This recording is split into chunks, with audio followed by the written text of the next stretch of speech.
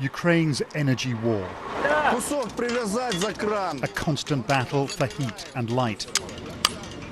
A race to keep up with Russian attacks. For a week, we follow the teams fighting this war.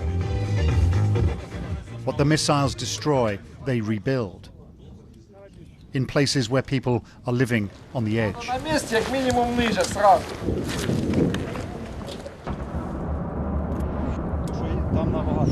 For months, Russian missiles and drones have rained down on Ukraine's civilian infrastructure, causing untold damage all across this vast country.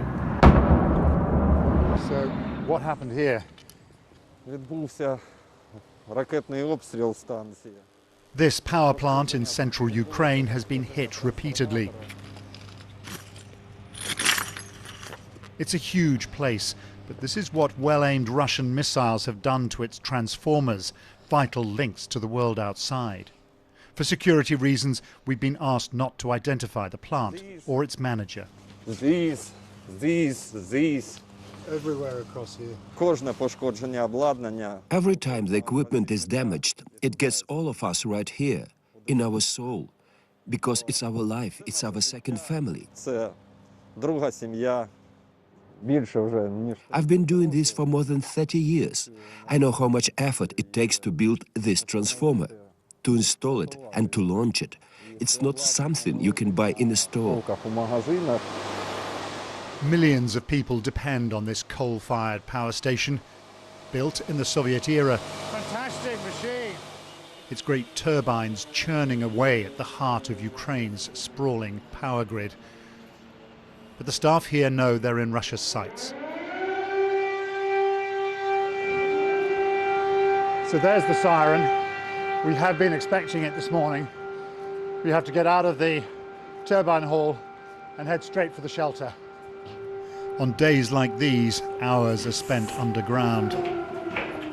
Anxious moments as news comes in of a fresh wave of attacks. Their colleagues at a power station in the west have taken a direct hit. They know this could have been them. And closer to home, word is spreading of something much worse.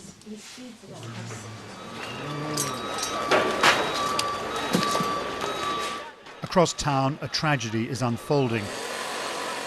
A missile, almost certainly aimed at the power station, has struck an apartment building instead. The rescue effort is frantic. 46 people have died here.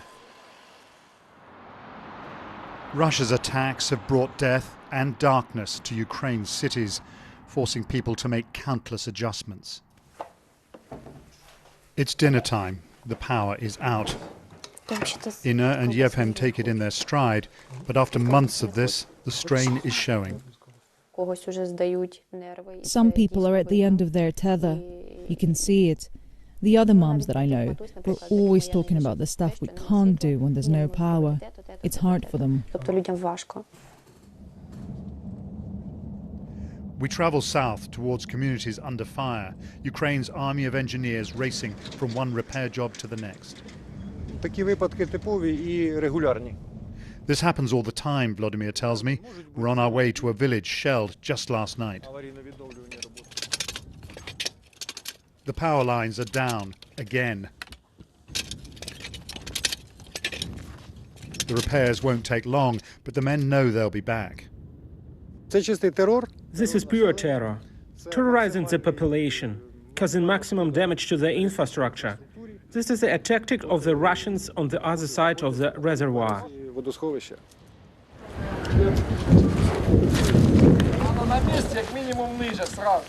In the village, the sound of artillery has the mayor ducking for cover. How long do you think you can carry on living here in this situation? Those who wanted to leave left already. Those who can't leave stay. As long as we have even a bit of electricity and water, we'll carry on living. Russia thought it would break Ukraine, but this energy war isn't working. Half the grid may be in tatters, but in helmets and body armour, these men are keeping it alive. The cost of this war is evident wherever you look. The sacrifices have been immense. But power, the lifeblood of a nation, still reaches across the land. Paul Adams, BBC News, Eastern Ukraine.